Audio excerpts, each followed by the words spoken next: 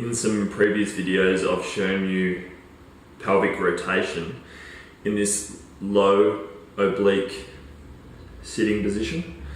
So what we're going to do now is we're going to go into a high oblique sitting position. So our hand is in line with our hip.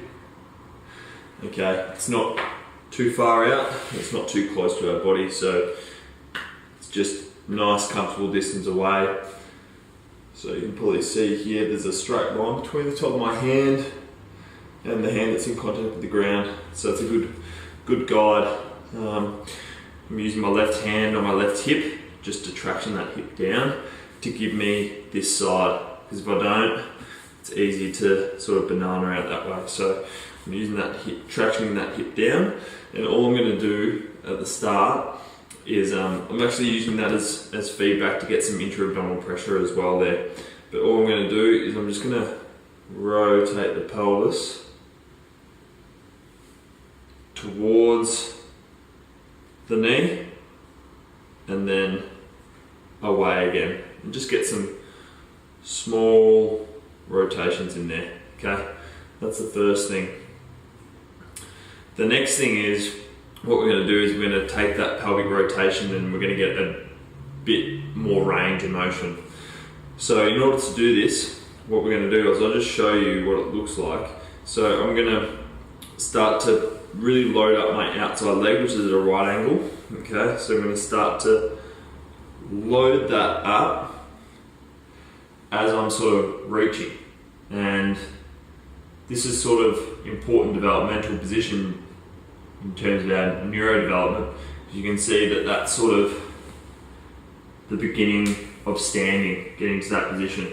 So we're just down in this lower position for the moment, and what we're going to do is we're going to pretend that we're sort of reaching outwards to grab a toy. But from here what we're going to do is we're going to lower down. So there's a big space between sort of my right hip and the mat, and I want to maintain the space between this underside and the mat as well and stay really strong through this right arm. So once I've sort of reached there, what I'm going to do is I'm going to grab onto my t-shirt here and pull down. And what that's doing is that's encouraging this reciprocal relationship between the left shoulder and the right hip. As my left shoulder and ribs come around, that's going to send my right hip down and backwards at the same time. Okay, so it sort of looks a bit like this. So as that left ribs come around, I'm doing it pretty quickly.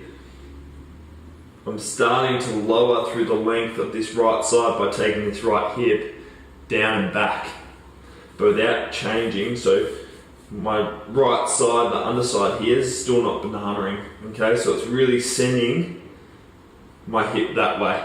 Okay, now you can think of it as the thigh bone lengthening from the knee towards the hip. So the hip is traveling away from the knee, and the hip is also traveling away from this hand as my left ribs are coming around. And it's really important to control that last couple of centimeters as the hip finally comes down to the ground.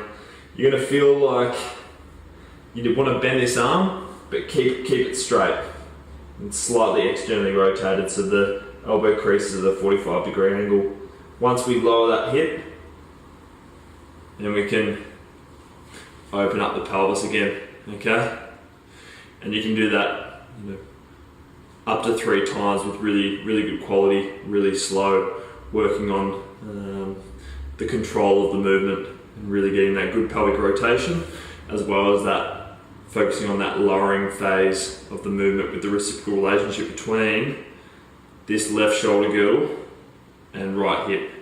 So you can see that even when I'm doing this, it's almost as if the right hip's going back as these left ribs are coming around, even just with that subtle motion.